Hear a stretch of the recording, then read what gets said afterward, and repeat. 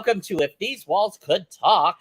I am Wendy Stuart. And I am Tim Moss. And we are your hosts. Yay. We're the most today on this. It's a gorgeous, gorgeous day out. As you can tell by the way the two of us are dressed, spring has sprung in New York City. And we are totally loving it, as I'm sure all of you are. So, Tim, it is so appropriate. I'm not going to say who our guest is today, but it's so appropriate because a lot's been going on lately with closures of clubs and restaurants. Yeah. Unfortunately, I hate to be the bearer of sad titles, but Pyramid Club, I heard. You heard. Oh. It's closing. And I mean, it was a iconic, the home of punk. My God, everybody and anyone was there. And then even as they moved out of the whole punk thing, the amount of drag performers. Yeah, RuPaul. Right. And, many people everybody got their start there. So you know why, ladies and gentlemen, I'm bringing this up now. How expensive could it be to buy the club? It's like an old tenement building. And I thought to myself, if a bunch of really resourceful people, entrepreneurs got together, people that, that just want to save New York and save these icons and save the Lower East Side history and the history of New York, because it can't just be about high rises. Okay. I'm off of my soapbox. Well, but since you brought up the Lower East Side or East Village, we're in the East Village and we are at PANGEA.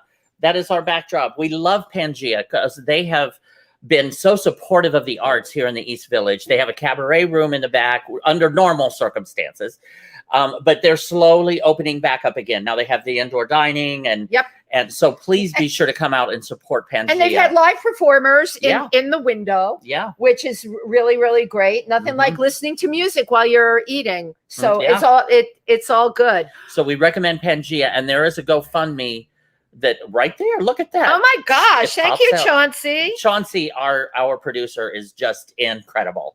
He is so good and so timely. But please go to the GoFundMe here for PANGEA and make a donation or help out, because we're all trying to help smaller businesses get back on their feet. When they say we're all in this together, we are all in this together. Absolutely. So I'm very excited about today's guest. Me too.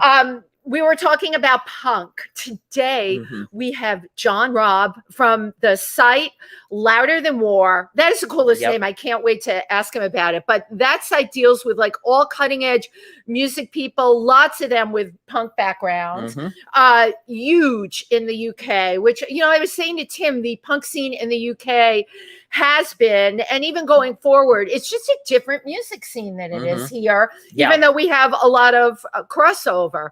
So today we have John ROBB, and he is from the group The Membranes. Yeah, he's the lead singer. Yep. Yeah. And bass guitarist. Yeah. And he's also got he's done these albums that have to do with the universe and energy. Right. And matter. It's so cool. And the Big Bang Theory. I love talking about the Big Bang Theory, but we're not going to do that, right? Too. I love I just like the name of it. I just like a big bang. Anyway, Tim, without further ado, let's take a look at the wonderful clip we have for John ROBB. Yes, for John ROBB.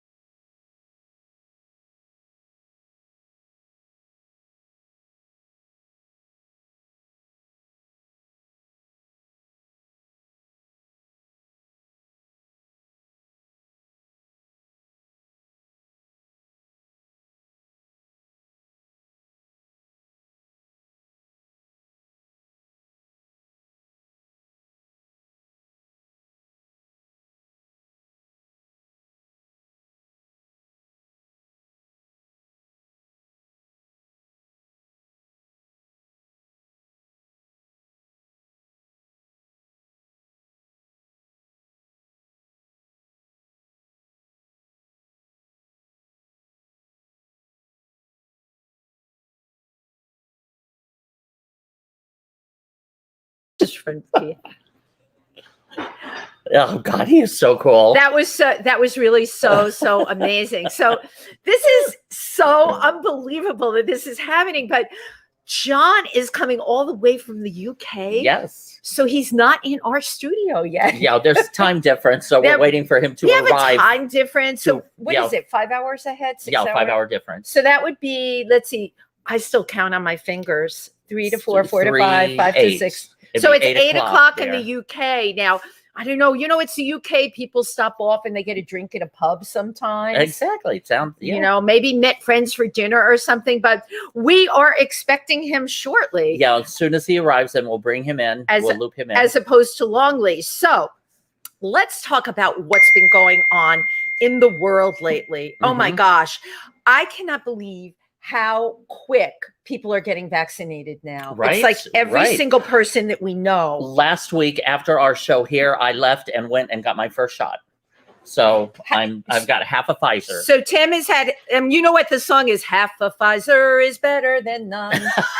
You haven't heard that? No, I haven't. We're going to do it as a duet. I'm working on it. I just need a track. Oh, I think we have somebody in the studio. There's somebody in the studio. So ladies and gentlemen, he's an author, he's a writer, and he is punk rock down extraordinaire. Yes, we're talking about the one and only John ROBB. Hey, John. All right, Tim. Hello, Wendy. How are you? Good. How you doing? I have never been so happy to see anyone in my entire life. Oh God, no pressure then, yeah. Yeah, we're currently broadcasting. We had to go ahead and start the broadcast, so this is live. Excellent. I'm ready to roll. Yeah. Much. But we gave you would have loved the opening that we gave you. We played a wonderful clip of you playing with the membranes, and then we were talking about the vaccine. Okay. Yeah. May or may not have anything to do with you, but it's got something to do with all of us these days, doesn't it, John? Right? It has, yeah. Unfortunately, yeah. Unfortunately, yeah. So we are welcoming you from across the pond. Pardon me, but I love that expression, across the pond. Who the heck ever came up with that for people? I know. I always wondered that. Yeah. I wonder if it's a really old expression or it's like really a 1950s, old, right? 60s one. Yeah. It could be, couldn't it? Yeah. It's a big. Why don't they say like across the Atlantic? The Atlantic is not a pond, is it? It's. I think it's a sentimental thing because we feel close to America. So people like to pretend, make the ocean feel smaller, for our cousins across the sea. Like we're all neighbors. And it is amazing now, like technology, how, because when I was growing up, if we went like 100 miles or a couple hundred miles, that was a journey. Now that's nothing. The kids now can just get on a plane and go to Australia. They can go to Asia. They can go anywhere on the globe or anywhere on the planet. Yeah, but look at what we're all doing virtually. You can be, here. You're in the UK. We're here. Now, what part of the UK are you in?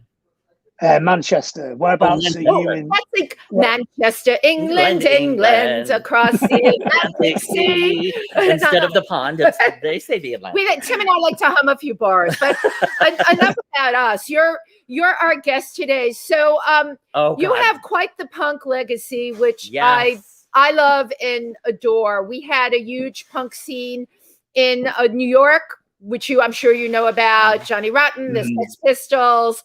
Had you ever been to the Mud Club back in the 70s or 80s? No, before my time, really. I didn't get to New York till 86 when I finally got to New York. 86? So, when you got so that world had all gone by then. But it was a different world. CBGB's is still open. I was just going to say, did you play CBGB's? Yeah, about 8 or 9 times. In fact, I played CBGB's 4 days before it shut.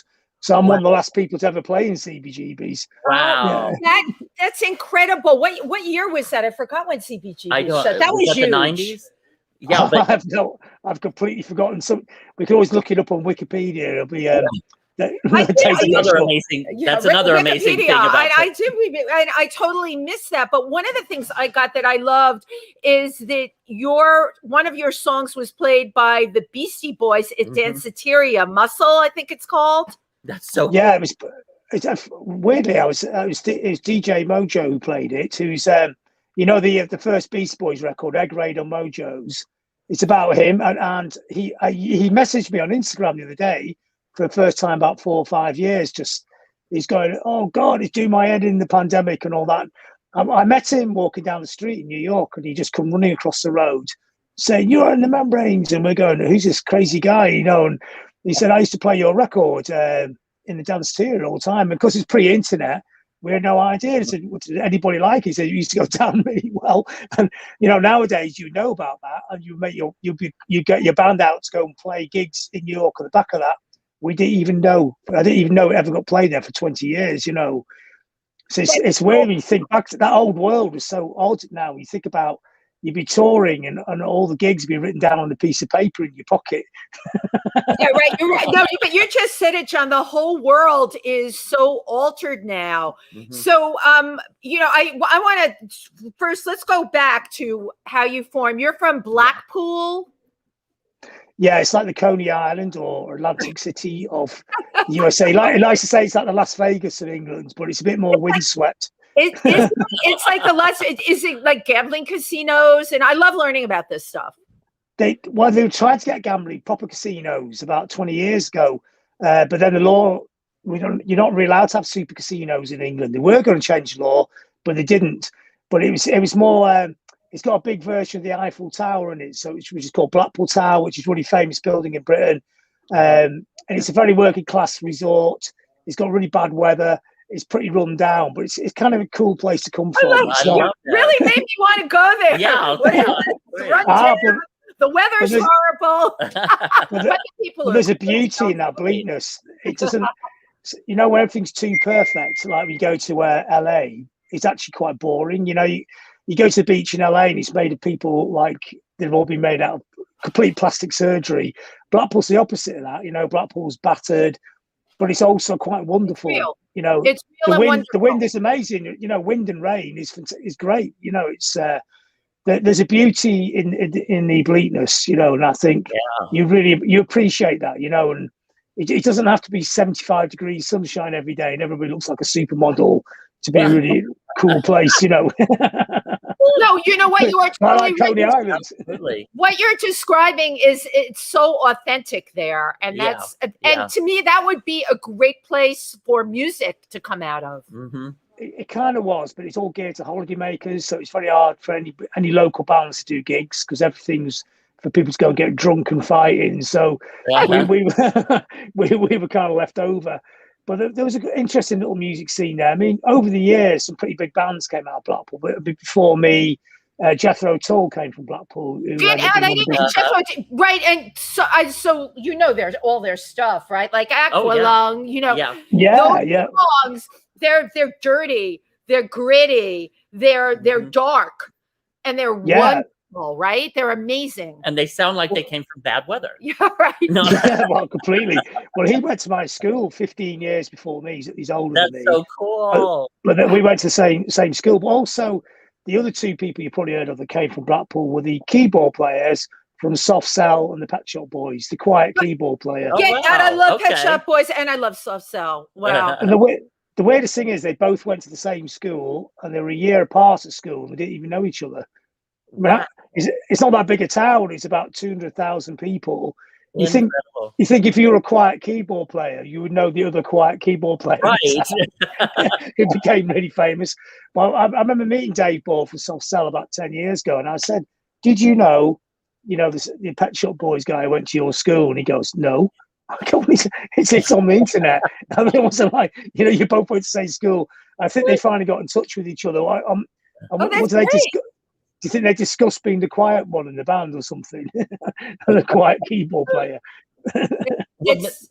Now, I got a couple questions for you. One is, so you were kind of at the forefront of the punk scene, or at least when did punk start in the UK? Because it was kind of the mid 70s, mid to early 75, 76. I mean, I'm more in the north, so I'm more post-punk scene. I mean, I like punk, but I was only 16 at that time. So the punk scene was mainly London, and then it came up to Manchester with the Buzzcocks, and then from Manchester it came to Blackpool. So everything moved slowly then because there was no internet. So you can see I remember seeing a picture of the Sex Pistols in 1976, and I couldn't work out what they were, but they just looked amazing. And you couldn't hear them because they hadn't put a record out, but you could sort of guess what they sounded like. But now, of course, you just Google it and you'll be able to hear them a YouTube clip, and the mystery be gone. But in a weird way, then there was a whole year. Mystery's gone. That's right. Yeah, you'd have to imagine what they sounded like for a year then. I don't know if that was better, it's just how it was, you know. Whereas now, I suppose that year now is 5 minutes would feel like a year these days, wouldn't it? Well, yeah. I'd be so impatient. now, what attracted you to punk? Because it's such a unique genre. I mean, it's filled. There's anger, there's rage, there's just unlimited. It's dark. It's dark, and it's so much fun. It's so extreme and passionate. Is that what kind of drew you to it? Yeah, I think all those aspects are in music and exciting. But I've been into glam rock before that when I was really young, 12, 13. So Bowie, T-Rex, Roxy Music. I love T-Rex. Oh. Which is amazing because T-Rex only had one hit in America, which is, I think, one of the greatest crimes in rock and roll history. What was it? Bang a Gong, right? Wasn't it Bang a Gong? Yeah, which we call Get It On, but in American radio, they had to change the title because American radio wouldn't play a song called Get It On because it was rude. So it's called Bang a Gong. Americans can be such prudes. Yeah, not only that, we're so rude here. I mean, my God, that's unbelievable. So, how did you the first? T-Rex were superstars in England for about 4 years. They were like the Beatles. He had one #1 hit after another, and he was like absolutely the biggest star in the country. He's bigger than Bowie. But Bolan was bigger than Bowie for a long time. Wow. But now, like, of course, Bowie continued, and he's ended up being the superstar. But for me, Mark Bolan was so talented. You know, nearly every single song he wrote was a work of genius. You know. Wow. And I just, you know, heard Bang a Gong here. That was, you know, Get It On. That was the song that he became most known for. And it's an A song, but he's got another 100 of those. So anybody who's listening to this, please go and listen to T-Rex, and my job is done. Yeah, and I'm a big T-Rex fan. So, one of the things I found out about you made your first guitar. Yeah, I bought one, but didn't like the shape of it. I wanted a violin shaped bass, like you know, well, actually, because the Damned had one, but you couldn't buy one then, so I just got a piece of wood and carved a violin shape out of it, and stuck my neck in it, completely at random. I had no idea what I was doing, but it sounded amazing. I was really lucky. I got the right kind of wood, and I screwed it in right. And really, it's a craft making guitars, and I just got really lucky, and it did sound ace. It got stolen. Everything kind of fell into the right spot, and it could so easily go wrong, but I just got it right. You just get it right. You make it sound so easy that you designed a guitar. That is incredible. How old were you when you did that? 17. I drew the shape with a pencil on the wood and carved it up with a penknife, and then just got some sandpaper. And I sat on the street doing it all summer in the sunshine. It's quite pleasant doing it, but I had no idea. That was electric? Yeah, it's electric. Yeah, so I took all the electrics out of the other one and put them into that one. You know, everything. I cannot even imagine. You know what? I don't think you would hear that story today. I really don't. Right.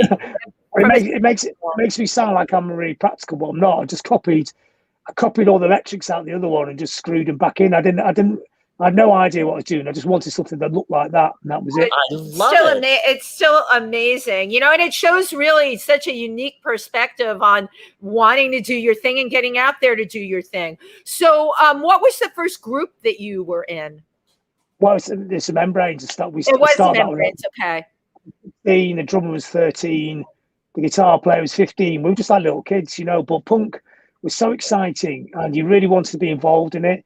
The great thing about punk was you weren't a passive consumer. You had to do it as well. You know, you didn't just collect. I know some people collected records, but the message was, you being a band, you do a magazine. I mean, I did my own fanzine as well.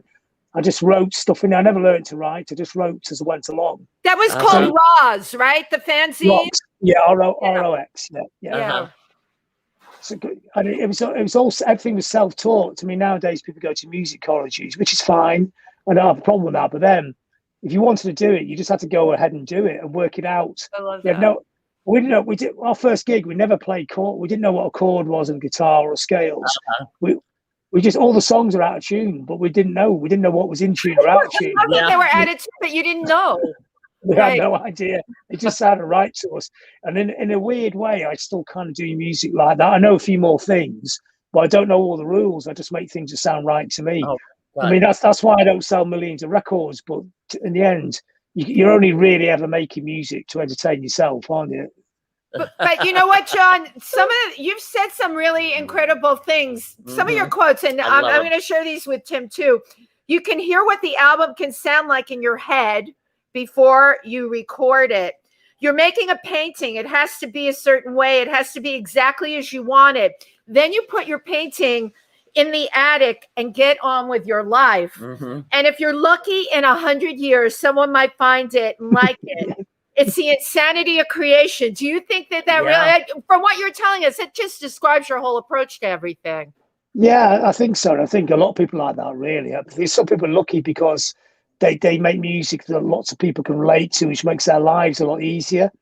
I mean, to a certain extent, I mean, the Beatles they didn't get lessons in how to play music.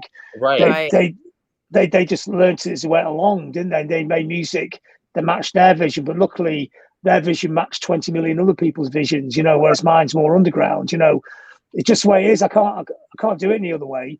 You do actually hear often the songs in your head. You can hear them all, you can imagine them all in your head, and then you hear all the parts in your head, and you work them out backwards on the guitars and things.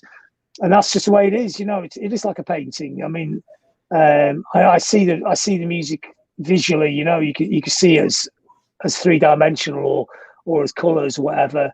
It goes backwards and forwards. It's an art form, isn't it? It's art form. Yeah. I'm a singer and sometimes songwriter. I don't do a lot of songwriting, but I play keyboard. So I just kind of lay it out. I get an idea and I lay it out on the keyboard. But with a band or a group, that would be different, because you'd have, like, the guitar would be like, oh, let's try this. Like everybody would kind of, and the drummer would try, oh, let's do a roll here, and then bam. So I'm sure as a group, you start adding the extra instruments, it would take a different shape or different form, right? Yeah, which is good. I mean, when that's working, when you've got people who are actually on the same page, it's really good, isn't it? Sometimes the highest moment in making music is when you're in a room with people and everyone just play together, and everybody's going the same direction. It's an unsaid language, an unspoken language. Everybody just knows. The Doors talked about it, didn't they? They talked about the communal mind. When people didn't go, I want it to go like this, this, and this. You just went in a room and go, wow, this is actually the way I wanted it to go anyway. Yeah. And it just all pours out. I think if you extend that, if you're playing a gig and the audience totally gets it as well, it's like there's 200-300 people in a room, all getting the communal mind thing. And that's the power of it, I think, more than anything. I think people are always cynical about musicians. They're only in it for the money. But there's actually much higher levels of it than that. Absolutely. That thing where everybody's on the trip at the same time is an amazing feeling, Yeah. It's describing something totally organic. Absolutely. It's organic, and it's communication. It's a lot of people communicating to each other on a very, very deep level, which in a modern world where everybody tends to shout over each other on social media, and people don't listen to other people, and everybody seems to be really angry at everybody else. It's great to be in a space where everybody's in the same place, just going, oh wow, we all get this. It's even more magical now than it ever was. Well, now, kind of, this has something to do with what you were talking about, as well as something completely different. But when you were talking about, like, the on a deeper level or on a higher level with, like, the Big Bang, like the cosmos, it's kind of like the cosmos that you're existing in all comes together to create this Big Bang in a way. And that was reflected in Hum of the Universe, right? Well, that song specifically was about the idea that when the Big Bang occurred, it makes a musical note. It actually has a sound. And this is theoretical. Wait, that's great. I love that, John. This is intense what we're getting into here, because we've had Howard. Oh, Howard Bloom. Yeah. Howard Bloom talks about this. You would, if you've met him, brilliant, right? Great. And this is my personal thing, and Tim too. So yeah, explain, like, where your thoughts are with this. Well, it's just such a lovely idea, whether you could prove it or not, because obviously you can't have a musical note in the universe because the universe is a vacuum, and sound doesn't travel through a vacuum. But they reckon the vibrations of it can be translated into musical note, which is B minor, but loads. It's a very deep like note. But so I was thinking, to be in tune with the universe, you have to be in tune with that note. So I thought, let's write a song that's in B minor, and it's got a drone to it. So the song's written in the tune of the universe. And then I thought, also, it's when people are meditating and getting to the om and the hum, it's the hum of the universe. You're tuning into the universe. Right. And I just thought all those ideas are so perfect. The idea that when everything is in chaos, that there is a way you could tune in to the heart and soul of the universe itself, because it does actually make a sound. I mean, the universe itself is incredibly violent and is incredibly dangerous. Right. But the heart and the core of it is this drone note. And the heart and core of all music is a drone as well. So even a pop record would have a drone to it, and the drone is what hums you in with the vibrations, which sounds incredibly hippie, but so what? The hippies are right about quite a few things. Yeah, absolutely. Absolutely. So while we're talking about the universe then and what your belief is, how would you explain them when people talk about parallel universes, right? That your universe experience may not be your universe experience or my universe experience. How does that all play into it? Well, I know what you're saying there, but there's a slight tangent to that, because I met the guy who runs a CERN project, because I've done TEDx talks. You meet some really interesting people. So I know quite a few scientists who work at CERN, and they reckon there's the multiverse, and this is what they reckon. They can't prove it. It's really impossible to prove. Okay, but they reckon there's... John, if you will, what does CERN stand for? Tell us what it stands for, CERN. Oh, God, they told me it's something... Oh, God, it's something... It doesn't stand for this, but it's something like, the International Space Project or something, because it's like all scientists, right? It's all people that are scientifically incredible. Yes. Okay. That's one level of. The other levels, they're from all over the world. Love it. So the idea, it's like a United Nations of science. So the scientists I know, they're from there: Turkish, Italian, American, British, African. The idea was, and it's a utopian idea, but it's the idea that we can all work together to solve these problems. It's not the American space race, it's not the Russian space race, it's a human space race, which is a beautiful idea. So let's work together to solve the problems of the universe, because it's going to take more than one country to work this out, because it's so complex. But what they would talk about, this thing about the multiverse, is they reckon it's a multiverse. So it's infinite universes all wrapped around each other. So whatever room you're sat in, all the universes in the room at the same time. It's not like you get to the edge of the universe and the next one starts, because the universe has no edge. It has no bottom, it has no top. It goes on forever. But they all kind of, because it's beyond physics and it's beyond our kind of understanding at the moment, all these universes exist all at the same time in all the same place. And everything that conceivably could ever happen anywhere is happening somewhere else. So this interview is going to be happening in loads of different universes, but it's played out every infinite different way it could be played out. And that's what they think. And it's so mind-boggling. Wow.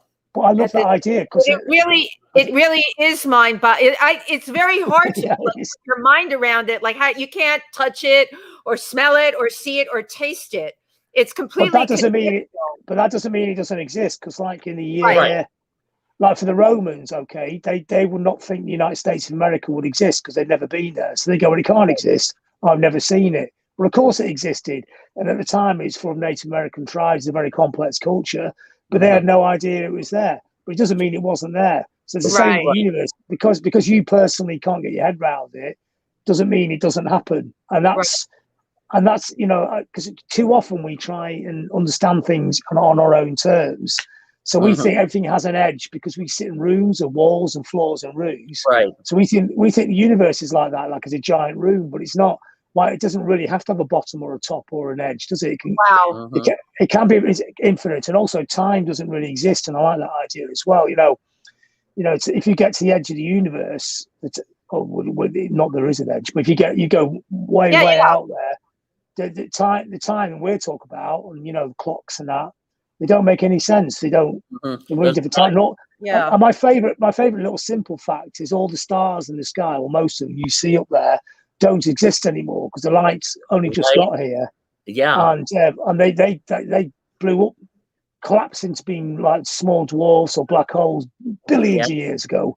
And all the stars that actually exist up there, you can't see them yet because the light hasn't got here. Right. So it's right. So we're already living in a sort of warped reality. You know, we think, well, the stars are always there; they're there forever. They're not even there. We're looking at history when we look up at the stars. That is right. That's good, Tim. But it's great, and it puts everything into perspective. You know, so when people argue over little things, you know, like everyone's always arguing over something, which is human nature. But when you actually think about it, you know, all that light you've seen up there came all the way across the universe, and we're looking at it. But if they looked at us the other way around, we wouldn't exist anymore. Right. You know, so it's, you know, I think those kind of ideas are to adopt into our lives, you know, because they put everything into a huge perspective. We're not here very long. We're pretty inconsequential in the terms of the universe, you know, and it's brilliant. It's brilliant while we are here because we feel like we are the whole universe. But really, in terms of the universe, I mean, well, our galaxy is not even a very important galaxy. It's just some scrubby little galaxy. Right. If the universe was somebody's garden, we'd be like a forgotten like twig in the corner. It's just we're a totally irrelevant galaxy with billions and billions of stars in it that we can't even see them all. I mean, in actuality, our sun, which is a star, is really very small. I mean, to us, it's enormous, but it's really a smaller star in comparison. Yeah, it's one of the smaller ones out of trillions and trillions of stars. There's life all over the universe. You know, at some point, hopefully in our lifetime, I don't really think I'm down with Stephen Hawkins in this. I don't think we should be communicating with the other life forms because a successful life form is an aggressive life form. They're not going to come here and be our friends. Right. You know, I mean, we wouldn't. You know, if we found anything on Mars tomorrow, we'd be up there like battling it into the ground. You know. Yeah, exactly. You know, I gotta kill it. I don't understand you. I don't know. Like the Beverly Hillbillies. Yeah, but they're like the Clampett family. Exactly, and that'll play out across the whole universe. I think sometime in the next 10 years, we will find some microbial life form, either on Mars or a moon that's going around Saturn or Jupiter. Around Pluto. Trilobites, like what they say came, or the earliest arthropods, like a trilobite. What do you think? Now you're talking. Now I'm talking trilobites. Okay. Do you have to understand, John? I live down this rabbit hole, and I don't have a lot of people I can talk to about it. Tim and I are very similar, but when I was reading about you, I'm like, oh, good. I've got a good one here today. Well, I'm completely fascinated by trilobites. You know, I've got some. Trilobite, because I'm not sure what it's a. Well, I don't know. It might be an American or an English thing. We would say trilobites because it means three body parts as tri-lobe heights, three lobes. But I've got some fossils of them in the back room because I was buying them up. Actually, I went in a shop once in Edinburgh, a fossil shop, and he gave me some free because he said I had to sign my autograph, and he gave me some trilobites, which is it was the greatest moments where both my lifestyles sort of coincided. What is the significance of a trilobite? They look like a creature. Yeah, it's a marine. It's marine. It exists in the oceans. Yeah, they lived at the bottom. Nothing lived on land then. They lived at the bottom of the sea because there was no land animals then. They lived after they just coming in at the Cambrian period. So in the pre-Cambrian period, it was these crazy complex life forms going on, like life experimenting. There's things that weren't even plants or animals. There's these things in between, and it was like a big. And then something got sight, which I think is the most amazing thing to ever happen. So initially there was creatures that had things that could detect light, but they couldn't see anything. And these things, then one day they turn into eyes because, you know, as evolution. Can you imagine being the first creature that saw the planet? I just think it's such a profound idea that nothing had ever seen that planet Earth before. Then one afternoon at the bottom of the ocean, this thing was born that could see the Earth. That's a moment. Yeah. But anyway, a few million years after that, the trilobites came. They're the dominant life form. They were hunters because the things with eyes could hunt the things without eyes, and that's where they think. That's where carnivores started because they were the first things they could see. But he started an arms race in life. So the things that couldn't see had to develop eyes as well, so they could see the predators. So Wow. this battle goes on. So by the time you get to the trilobites, they've got very good eyes, and they, you know, they're very advanced, and there's lots of different types of them. And as it went on, they got more and more little weird little scales and feathers and long bits at the top. And then the Permian extinction comes along, which they don't quite know what happened. Where maybe it's like the end of the dinosaurs, when a rock hits the Earth and wipes out. That was the biggest extinction. A lot of 98% of life got wiped out. That was the end of the trilobites, and life had to start all over again. There's been 5 great extinctions. The dinosaurs, the last one, when the meteorite hit the Earth. And the 6th great extinction is the one that the human beings are working on right now, which is basically choking the planet to death by our greed and our stupidity. So there we go. I'm going to be right there with you. And how much of the pandemic is, I mean, this is the biggest wake-up call ever. Well, you'd hope so. You just get a horrible feeling when the pandemic's over. Everything just goes back into first gear, and everything just goes. Everyone just goes a big rush again. Where it's like, oh, hold on, let's learn the lessons. I mean, I just wrote a book with a green energy bloke in England. He does all the wind power, and the book's called Manifesto. It's about his life, but the second half of the book's about a manifesto for a post-pandemic future. And the idea is it's not like, I'm sure a lot of your, you know, people watching this or whatever will be going, oh yeah, they just want to stop us doing this and stop us doing that. Well, the idea is green populism, which is basically saying, look, you can still go to the ball game, you can still drive a car, just drive an electric car, you know, and charge it with wind power, you know, just reconvene everything. We don't need to use oil. We can, and of course it's not perfect. It's better than it is. We have to make these solutions to the problems we got and keep working through them. You know, but if everybody cut back on meat, that'll make a massive difference, not just to the animals, which I think is fair enough, but also to the climate and to the use of land. Yeah, because John, as you know, all of it's connected. And I don't know, it's such a simple concept. And we do have this wake-up call. You know, I don't know about this pandemic pushed me over the freaking edge. I'm the first one to say it, because I kept saying, and even now I'll say it to you, how could such a thing have happened? And I say it every single day when I wake up. But it's happened before, though, when the Spanish flu 100 years ago was worse. There was 500 million people. They don't even know how many died of the Spanish flu because nobody's keeping count. Right. I mean, but during the Spanish flu, but in England, you can still go and watch football. There's 50,000 people, football matches spreading it all over the place. And, you know, and so whereas now it's a bit more, I mean, everyone hates all this control stuff, but you just got to do it because you got to do it for other people. And it's really important. And I know your last president wasn't very good at these kind of ideas. Oh, please. I mean, I don't want to get all into that kind of stuff, but I'm just relieved that America, my dad always said, because my dad fought the war, the Second World War, he's in the RAF, and he always said the Americans would always turn up and for about 2 months to be really ramshackle. They'd all be partying, you know, going crazy. And, you know, like America's always far more extrovert than English people. And then, but what we said, when the push came to the shove and when the battle went down, Americans would suddenly click and had become this incredibly efficient organization. And I've just seen that happen in the last 2 or 3 months. So when America decides to sort out the problem, the virus, it sorts it out, doesn't it? It's like, you know, for about a year, it was like, oh, you know, it's all right to do this, it's all right to do that. And suddenly it's oh my God, we've got a very big problem, let's sort it out. And suddenly America becomes the Marines and not the party country, and it gets on with sorting itself out because it knows that within 6 months, if you get the job done, you can go and have a party again. Yeah, that's what my dad said. My dad said about the war, you know, when the Americans finally got here and finally stopped messing about when they were here, they're incredibly efficient and did the job, you know, and I like to see that. It's one of the good things about America. And also the thing that I always love in America is the can-do thing. Nothing's impossible to America. Whereas in England, it's everything, you know, someone will say, let's build a railway line, and everyone will go, we'll never be able to build that. We can't get anything right. You know, we always run ourselves down. In America, it's like, let's go to the moon. Okay, when? You know, it's like, there's no question to it. It's a confidence of empire, I guess. We probably had it in the 19th century. We lost it, you know, we lost our confidence. But I've always liked that about Americans. There's that enormous belief. And when it's channeled in the right direction, it's impressive to watch, you know.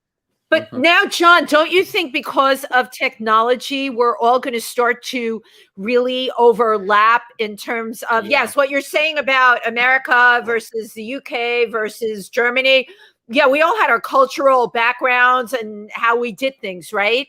But now, like I listen to a lot of the EDM DJs like Paul Van Dyke, and you know who he is. He's amazing. Yeah, yeah. He does a Sunday afternoon show, and what really blows me away, I'm making friends in the chat with all of these people that are onto this music like I am, and they are everywhere. And now there's no longer the great divide that they're in Germany or someone else is in. Yeah, there's no barriers between the countries. So how do you think the technology is going to affect all of that now? Well, I think that, well, for one, that's a great thing. Let's break down the barriers. I mean, national boundaries, they're kind of false, aren't they? Wherever you go in the world, everybody's roughly the same. Everybody just wants to eat, survive, yeah, you know, have their children, get on with life. You know, we don't really need to have like these kind of lines on maps that make us, oh, I hate them over there, because I know humans are tribal creatures, but God, it's 21st century. Let's get around this one. But so there is an international culture. But you have to be careful to become a McDonald'sization, where it's only American culture going everywhere else. You have to embrace the culture of China and India, and find their DJs, find their musicians, find their culture, and be interested in it. You might not understand it at first, but the process of trying to understand it is part of the what makes it so fascinating. So that's one level, but I think the other level is quite interesting, which you start to notice. There's also people have two mindsets at the same time. So people culturally are internationalists, but also becoming very localized as well. So in Europe, there's more and more little countries appearing all the time. More people, breaking away from the super states. And I think in a sense, it happens in America as well. So I've been all over America. And yes, there's a very strong sense of being American. You know, the flag's everywhere. You have to be careful of the flag and all that patriotic stuff. But also each city is its own little state, isn't it? So if you go to Phoenix, Phoenix is Phoenix. I mean, people from Phoenix don't often go anywhere else, and it's almost like its own little country. Right. Yeah. It's almost like there's a lot of little countries within this big country. That is really perceptive. That's exactly right. City states like Europe had the medieval times. In Germany would be 100 different little countries, which would all be about one city with its surrounding 100-mile area. But that's happening here. Manchester in the last 10 years has boomed. It's become a city state. It's like a little capital city of a 100-mile area. It's not. Yes, it feels like it's part of England and the UK, whatever, but it's also very much got its own culture, its own self-identity. So I think people have two ideas in their heads at the same time, which is fair enough. You can think internationally, but you can think local as well. Yeah. Yeah. Well, they can definitely exist side by side. So I'm curious, with all this discussion that we've had, how you got from, rock with the membranes, and then that ended. Okay. And you had that period in between when you weren't performing. At what point did Louder Than War, the concept of it, evolve in your head? And what made you decide to do it? I love the title of it, by the way. It's great. Yeah, music is louder than war, you hope. Well, it starts in the fanzine days and the punk thing, really, because I did a fanzine, and then I started writing for the music papers, and then after the newspapers, started writing for music websites. But I had too many ideas for them, so I started doing my own website. So that was kind of the process, really. It just having a portal to write about stuff. I mean, we write about music mostly, but it was actually meant to be all the other stuff. I never get around to it, because it just gets so busy. So I mean, I quite like to write articles about the universe on there, or trilobites. I mean, that would be my ideal media outlet that had the whole thing on there. You just write anything you're interested in, you would just write about it. That was kind of basically the process of it. There was never. I mean, I didn't know how you did a website. Just set one up and see what happens next, and you just learn everything as you go along, don't you? And that was a brilliant thing about punk, because it always said, just don't have any fear, just go in 2 feet first, just do it. Yeah, punk is totally fearless. Yes. And when you were mentioning or talking about like all the different cultures and the countries around the world, the one commonality, the one thing that can bring humans together around the world is music. Yeah, I think so. Yeah, I think music's a language beyond language, isn't it? It's funny if I go to East Europe and I go to a music conference, people are always talking about, that bands have to sing in English. Going, no, you don't. You can sing in Russian. It doesn't.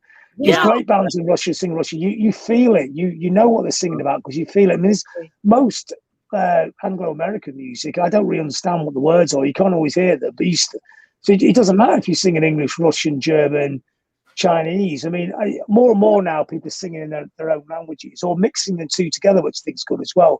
So it's a bit like Blade Runner, where you have a street languages made up of loads of different languages. I'm kind of glad that everybody speaks English because it makes my life a lot easier.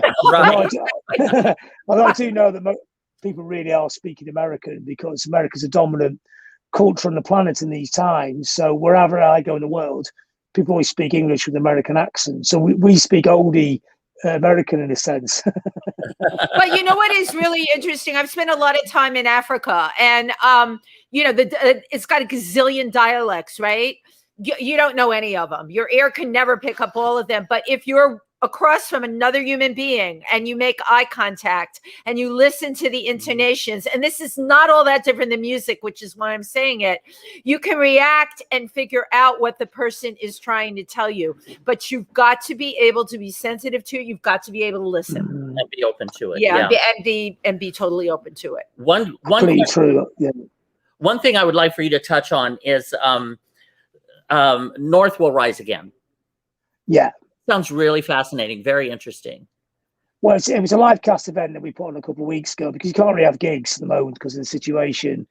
And all the people working the venues and the bands and the people who run the venues and the sound crews are sat around for a year, nothing to do. So we just put it on to give them something to do and get them paid, So we did one in Manchester, one in Liverpool, got them filmed. Yeah, and it was massive. It was trending on Twitter in the UK, and there's a lot of people watching it, and the bands are great. And yes, and then it's gone from there. So there's other northern cities now asking us to put events on there to help regenerate their economies afterwards. And also I know a lot of people in different fields and it's not just people in music that I know. So I was just connecting different people in different places. That there's some guy I know who's got some venues, and he just bought a shopping centre in Hull, like a whole shopping centre. He said he put it up on LinkedIn. He goes, "What can I do with this?" And I go, "Well, I can help you. I know what you can do with that."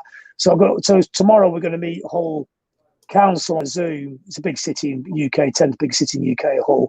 Nice. And I'm going to say, look, this guy's he's bought this shopping centre just by the marina in Hull. He wants to put cultural things in there. He wants to put music in there, art galleries, help regenerate the city, change the aspect of the city. I could get those people for you. Let's do something. Let's not, let's go down fighting. Listen, we don't. It's going to be tough after this pandemic. Yes, but we don't have to give up. We don't have to let all the cities decay. Exactly. We could do it's like Detroit, isn't it? Detroit collapsed, but then they rebuilt it, didn't they? The art people go in first, don't they? We're the frontier people. Because when we go in, like in Detroit, people buying up those massive houses for about $20,000, make them to band houses. Then the area becomes hip and cool. Then the yuppies move in. The art people get kicked out. It's just a ye old cycle, isn't it? Right. But the art people help to they help to make the cities look good again, and they help to bring back fun and colour and into a broken area and stuff. And I think that's what's great about art and music. And also, I think there's a confluence of people. If you work in the arts, people from all fields, so you can know. Oh my God, that is the truth. Honestly, one of the reasons we do the show from PANGEA is exactly that. This is the Lower East Side. This place has fueled so many cabaret artists, performance artists, artwork. I could just go on, and they've done 100% for the community. And right now, this community, the Lower East Side, is really being threatened. All right, and that's why we wanted to bring some attention to PANGEA. This is where we want to do this show from, and we want to let people all over the world know, when they come here, this is a terrific place. The food is great, but more than that, they have supported the arts. And you just brought up a good point of going into the shopping center, right? And bringing in the art and bringing in the culture. New York, we have skyscrapers going up everywhere right now, residential. And they started $3 million.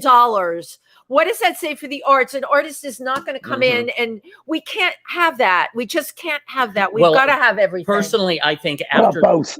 Yeah. I really think, right. I really think there has to be a balance. Yeah, balance. But I do think that there just needs to be, after this pandemic, a total reevaluation and recreation of infrastructure of our communities, right, and our cities, in my opinion. Well, the key word there is community, really. Yeah. You know, creation of communities. It's not you don't want gated cities, you know, walls. Right. You know, it's the rich and the poor. I mean, it shouldn't be rich or poor, but if that's what we're stuck with for the 20 years, it's got to be in the same area, you know. So, I mean, everybody's a person. It doesn't matter what your bank account is, does it? You know, the rich people are too rich and the poor people are too poor, you know. And it's this. I mean, I know this is difficult for people who run America to understand, but it doesn't really work. Capitalism doesn't even work on that model, you know. If the rich people get too rich and they keep the money, the capitalism collapses, you know. Absolutely. I always say this to people, but capitalism is actually really terrible at running capitalism. yes, right. But that is exactly where we're at right now. Right. What's what happened to we need this restructuring economically, just all over. Yeah. It's happened through history over and over, you know. It's what killed the Roman Empire, wasn't it? You know, it got too top heavy. It goes tilt if it's too top heavy. Yeah. And there was no respect for the people keeping the thing running. They just got treated really badly. It all fell apart. You know, you think after all this pandemic, people respect the frontline workers, but they still don't. The people loading the shelves in the supermarkets, people found that very quickly at the beginning of the pandemic, were far more important than a rich playboy who lives up in the Upper West Side. You know, they contribute far more to a society, you know, because nobody's loading the shelves, no one's getting fed. If a rich playboy doesn't go around out to a swanky club every night, it makes no difference to anybody. That's exactly right. Do we have some questions or comments? Yes, we do. Cool. But I just wanted to say that you're watching If These Walls Could Talk with your hosts, Wendy Stuart and Tym Moss, and our incredible guest from the UK, Mr. John ROBB. Yay! I'm telling you, after this talk, I just want to jump up on stage, grab a microphone, and just go crazy. We just want to go crazy. Go to extreme. I love that. But before we finish up, we do have a few people that a couple comments here. Evan Lawrence, a good friend of ours. Oh, we love him. Designer, he had brilliant. Said, he's performer, wonderful. Designer, artist, true artist. He just said, "I've got a trilobite fossil right next to me." Of course, Evan Lawrence has a trilobite fossil. I would expect nothing less. And our good buddy Nick Lyon, he says, "Hi guys, great show. Wendy Stuart, love your necklace." Oh, thank you. Oh, my beautiful necklace gifted to me by Rhonda Potter. Thank you. Yeah, I love it. Should be a trilobite necklace. You know what? No, I'm not kidding you. When we were talking about that, just from an arts point of view, wouldn't that be beautiful? Like in silver and in gold that you could wear around your neck. They're beautiful. Google trilobite. Yeah, I will. It's like a very complex fossil. It's beautiful. Interesting. Don't you think? Here's the weird little thing. You know, for 450 million years, whatever, they were underground as a fossil, got exposed, dug out, takes to a shop, sold for £4, $4, and then when that person who bought it dies and they clear the house out, it just gets thrown in a bin. Does it end up just becoming another fossil underneath the city that in 400 million years gets dug out again? Yeah, right. It's thrown in the bin. But it's like what you said. It's the art that's created, the painting that's created, that sits up in the attic for 100 years. Yeah. You know, let's hope it gets dug out sooner. Whereabouts are you in the Lower East Side? I know it's my favorite part of New York. Second Avenue and 12th Street, between 11th and 12th. I know where that is actually. I know that street well, but the bit we used to go down was Alphabet City in the 80s when it was a little bit hairy. A little bit hairy down there. Even before, was that bar called Max Fish? Is that still there? Max Fish. The park, you say? The Tompkins Park. I know Tompkins Park. Oh, Tompkins Park. Park, yeah. Did you ever go to the Pyramid Club? It was a bar called Max Fish, and it's something like that. Yeah, there was one called Max Fish. I didn't know it. No, but in the 80s, Alphabet City, that was total punk. Total punk. Yeah, it's rough. When you went to that bar, you had to really watch your back. It was dangerous. Yeah. It's the other side of Houston, wasn't it? And everyone said, don't cross that road. And the bar was just like 100 yards on the other side of that road, so you could get there really quick and out again. I love that. I stayed on Avenue B in 1990 with Nirvana. We stayed in a flat for 4 days. When Nirvana played their first gig in New York. They played Maxwell's Hoboken. Yeah. And I interviewed them for Sounds of British Music Paper. And we never got hotels because we were always a cheap paper. So we stayed with Nirvana in, it was Janet Billig who owned the flats. And Janet's ended up being a really big player in the American music scene. And also looked after Kurt Cobain's kid. She kind of brought the kid up because Courtney will have her episodes or whatever. So, and it was about 10 of us squashed up in this flat. And I found the interview, I found the cassette of it a few months ago. And it's quite spooky listening to it now because it takes you right back to the interview. Yeah. They were a tiny band. I mean, they played to about 40 people tops of that gig. And that was supporting Tad. Tad were the main band. I mean, nobody knew who they were. And within a year, they were the biggest band in the world. Yeah, but you were the first one to interview them, right? I didn't even know that. They did a book of all their interviews. Somebody published one a couple of years ago, and I was in first. I emailed the guy and I said, how come, there must be in a local fanzine you did them first. He said, no, you were the first one. I just said, wow. I didn't think it's not because I thought it's not A&R. I had no idea they're going to be big. I just thought they sounded amazing. So there's somebody, their PR guy in England had a cassette of them before the single came out, of what was going to be the single. Most people said it sounds terrible. And I thought, God, it sounds amazing. His voice was so captivating. But people laughed at me for liking him, but I don't care. I just like what I like, And it's a very short interview. And I wish I'd take that one. So the one in 1990s, the second time I interviewed him, that was about a year and a half later. Was it 89? It might be 89 in New York. I remember they played Maxwell's in Hoboken, which is gone now, but it was a great venue. Yeah, it is. Small little bar. Last time I was in New York, I went there, and it was about to shut a week later. I must be the kiss of death to these venues. And I saw an amazing British band called Monochrome set. It was a fantastic night. And I hadn't been there for 20 years. And the guy who ran it, I walked into the door and he goes, hey, how's it going? Because I didn't remember who it was. Because we played there in 87 and 86 when we toured America. And then I used to go to New Music Seminar and see a few bands there. And it's a really good place because they fed you. And every musician will always remember a venue when you first tour where they actually bother to feed you proper food. I love that. They bothered to even feed you. Like you were Oh my God. Normally you never get fed. You just sort of stood there going, oh right. Well, I hope when all this is over, John, you come here and see us, Absolutely. Oh, 100%. Yeah. We'll hang out in the new Manhattan, in the new New York. Right. I love New York. I mean, I always think Manchester, Liverpool, New York are very similar. Because Manchester and Liverpool, they built up, it's red bricks, it has that colour. They look, obviously New York's far bigger, but now Manchester's got a skyline like a little mini New York. When they make films about New York now in the 1950s and 60s, they film them in Manchester because there's parts of Manchester that look more like New York than New York. Are you kidding? That's so cool. That is a great little factoid. Oh my gosh. And then, also, I think we share a mentality and a humour as well. So it's quite a cynical sense of humour, but people look after each other. So, if you go to London, you can sit in a bar all night and nobody will ever say hello to you. But if you go to New York, you sit in a bar and everyone will talk to you. And if you walk down the street and look a bit lost, New Yorkers are all, they'll walk you to where you're going, which is amazing. Thank you for saying that. I love that. That's so true. Absolutely. It's one of the friendliest cities I've ever been to. People are always, which is quite disconcerting for an English person because you don't expect people complete strangers to start talking to you. But it's kind of like that. I like you all the time. John, we're cool. We are very cool here. We really are, We can it's a fantastic city. Got Thank a lot of friends there. And I've been about 40, 50 times. So I know a lot of New York.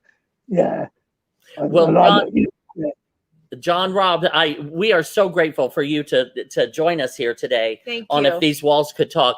How can people find out more about you? What are your websites, or how can they contact we put your Instagram up. It's up now. Yeah, just go on the Insta and just send me a message or whatever. Yeah, that's always the easiest way, isn't it? Okay, you're on Twitter too. I found you on Twitter. Yeah, Twitter's the same one, John Robb 77. Yeah. Yep. Yeah. Yeah. And Louder Than More is also on Twitter. So that's yeah. And do they have a website? Louder Than War has a website, or it is a website. It's louderthanwar.com. .com. Yep. Okay. That's really easy. Well, John, it's been wonderful. Oh my gosh. I have loved hanging with you. This is so cool. Thank you for visiting us in New York today. From across the pond. From my back room. Yeah. Then you can go, you're across the pond. You can go have bangers and mash. Well, not for me. Bangers and mash. It'd have to be vegan for me. One last thing from Nick Lyon. He wrote, "What a great observation by John Robb about capitalism. During a pandemic, the grocery clerk is much more valuable and essential than a wealthy playboy and should be regarded, recognized, and rewarded as such." I agree. Thank you. 100%. One of our brilliant friends, a promoter, a producer, and just a genuine, amazing human being. Thank you. Thank you, John. Yes. Okay. John, Rob, thank you very much. Don't go anywhere. We're going to take you out, but we'll bring you back to say goodbye. Okay. But that is the end of the broadcast. Thank you so much. Goodbye, everybody. Thank you. Thank you for tuning in. And thanks to our guest, John Robb. Yay!